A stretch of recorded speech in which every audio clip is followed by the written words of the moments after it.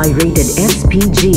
Striktong patnubay at gabay ng magulang ang kailangan. Maaaring may masiselang tema, lengguwahe, karahasan, sexual, horror o droga na hindi angkop sa mga bata.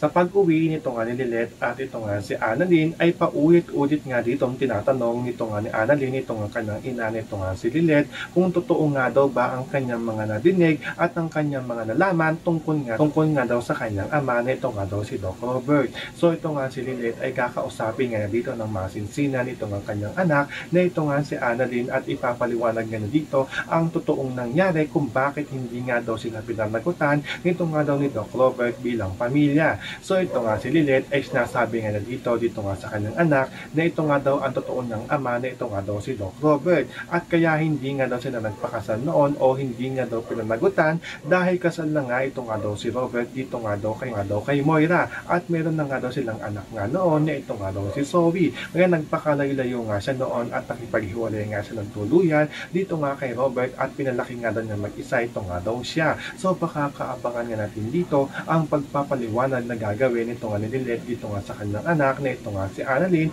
tungkol nga sa kanyang ama na ito nga si Robert. Yan ang ating mga pakakatutukan at pakakaabangan dito nga lang sa Abot Kamay na Pangarap.